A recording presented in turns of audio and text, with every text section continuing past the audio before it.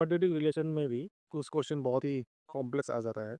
ऊपर ऊपर से देखेंगे तभी हमें पता चलेगा। -3b + 3b + c - 2a + 2a, ये तो जीरो हो ही जाएगा। Welcome to Ultimate Academy. कैसे आप लोग? ब्रह्मास्त्र सीखते सीखते अभी हम सीखने वाले हैं क्वाड्रेटिक इक्वेशन रिलेटेड ब्रह्मास्त्र। क्वाड्रेटिक रिलेशन में भी कुछ क्वेश्चन बहुत ही कॉम्प्लेक्स आ जाता है, लेकिन हमारा ब्रह्मास्त्र अगर आप यूज़ करेंगे तो बहुत ही आसान तरीके से आप लोगों का ये भी प्रॉब्लम सॉल्व हो जाता है। तो सबसे पहला ट्रिक देखो कैसा है कि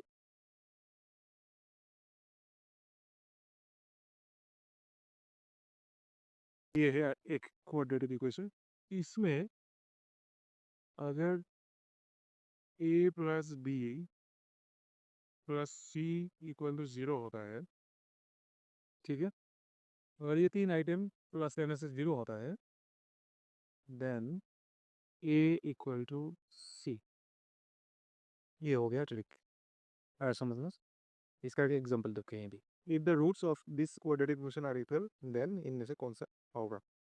अगर आप पूरा प्रोसेस पे हिसाब से करेंगे तो ये कम से कम आधा पेज लगेगा, और टाइम भी 3 टर्म में तो लग ही जाएगा। लेकिन इसमें देखो ये ठीक है, इसमें एप्लीकेबल हो सकता है कि नहीं, पहले भी लेते हैं। ये a² bx और c है, लेकिन ऊपर ऊपर से देखेंगे तभी हमें पता चलेगा। -3b + 3b + c - 2a + 2a, ये तो जीरो हो ही जाएगा कि a + b + c 2a - 3b c - 2a bb - c, ये जीरो आ गए। सी सी ये जीरो आ गया। अगर ये जीरो आता है तो a = c। इसका मतलब a माने क्या था? वो है a, और c माने b। तो 2a - 3b = 2b - c। क्योंकि a + b + c = 0 है, तो ये कंडीशन डायरेक्टली हम यूज करेंगे, a = c रहेगा।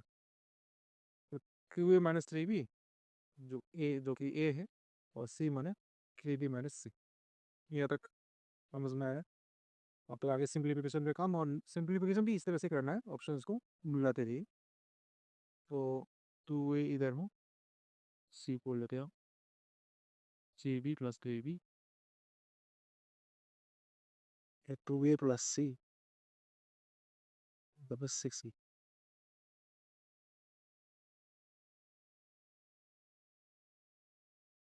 2a + c = 6b। ये कौन सा ऑप्शन रहेगा हमारा? ऑप्शन रहेगा डी, इसका करेक्ट आंसर। तो देखो कितना आसान ट्रिक है, और ट्रिक से करेंगे तो एक ही 2 लाइन में हमारा आंसर हमें मिल गया।